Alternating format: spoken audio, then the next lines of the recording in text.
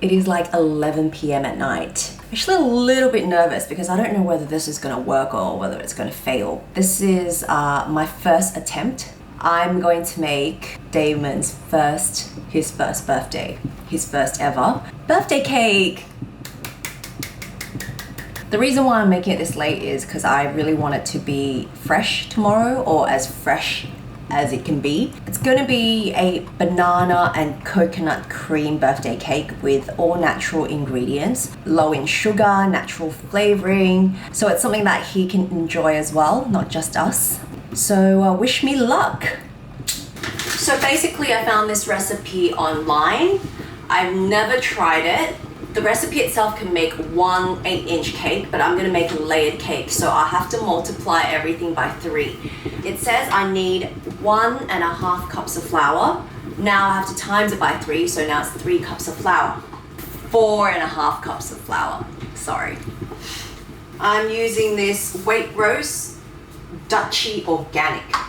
This is the flour I'm using. I'm so messy, just gotten it all over the place. Mr. Chan ain't gonna be impressed. Flour, baking soda, and salt go in one mix. Not sure if he really remembers or he's just guessing, but the last time I made a birthday cake was nearly 10 years ago for Jason's birthday, when we first started dating on his birthday, and it was a tiramisu. And I remembered I spent so much money buying the ingredients and the baking pan. It was more expensive than actually getting a cake, and I spent like 2 hours trying to make it. Real waste of time.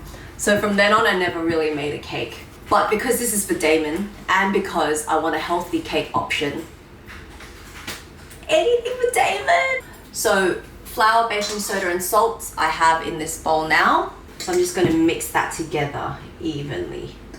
Okay, so I'm gonna put this bowl aside.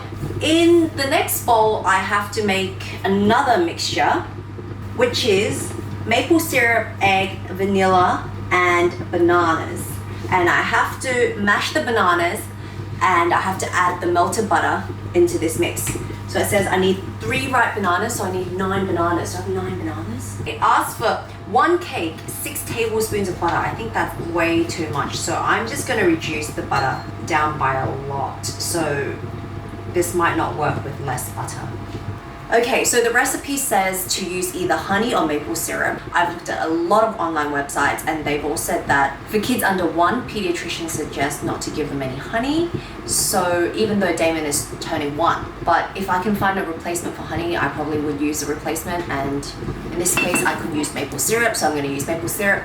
It says 1/4 cup of maple syrup. If I times that by 3, that will be 3/4 of a cup, and that is a hell lot of maple syrup. So I'm going to reduce the amount to just under 1/2 cup of maple syrup, because I think the banana itself is sweet enough already. So I've reduced the vanilla to just 2 teaspoons. I'm thinking it should be okay with less vanilla. I don't think it's going to affect the overall structure of the cake. It will just be less fragrant, which isn't a huge problem for me.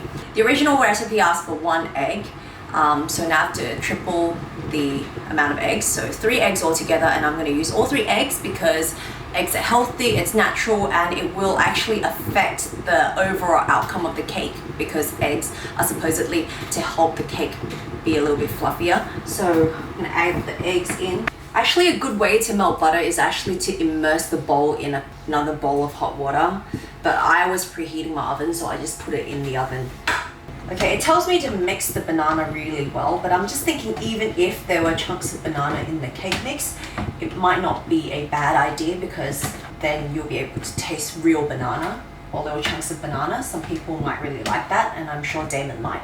I'm going to do the best I can to mix it up as much as possible, and then we'll see. So you're meant to mix the flour and the banana mix together, but I've separated the flour into 3 lots, because if you put it all into the banana mix at the same time, it would just be really difficult to stir. Separate it into 3 times, and you just make less mess, because flour won't be going everywhere. Okay, it's ready to go in the pan. I bought this pan online. This is a 7-inch pan, I think, and it says to grease the pan with butter. I've used half the mixture and it's already filled 1 pan, so I'm thinking maybe there might not be enough cake. I'm not sure. Okay, we'll just bake one and see how it goes, because if all else fails, I still have tomorrow morning. So at 180 degrees, you're gonna put this in the oven for 25 minutes. Ooh,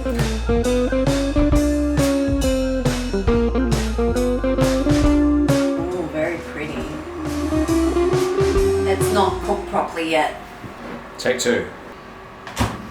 Obviously, the recipe is wrong. 25 minutes is not enough. It's now like 1 a.m. and the first batch is just ready. Mr. Chan's helping me out doing what he's best at, the dishes. I'm gonna let Damon know how much his dad contributed to his cake.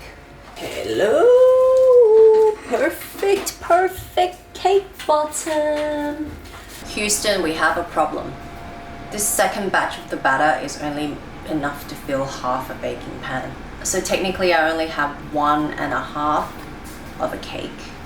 So I've made 2 cakes last night, but because there wasn't enough mix, so I'm thinking the cake, after being sliced and stacked, will still be a little bit short, because I want a kind of a high, tall-ish kind of cake.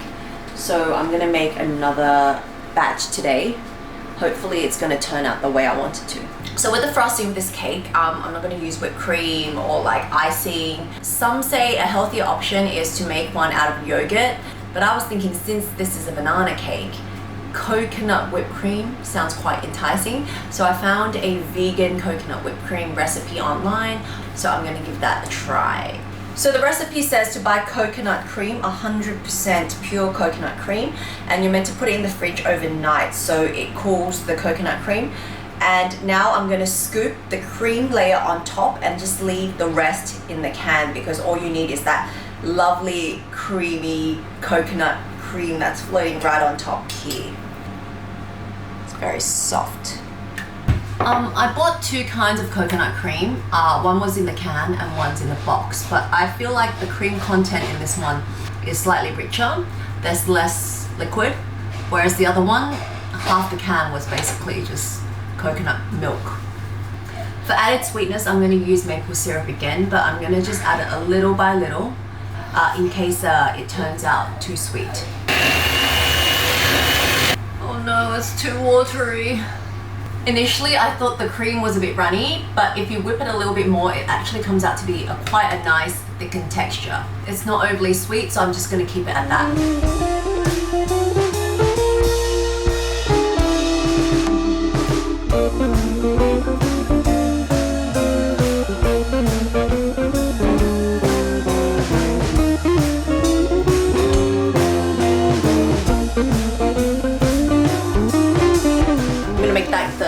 Cake top, so it should be okay because it's going to have whipped cream to cover it.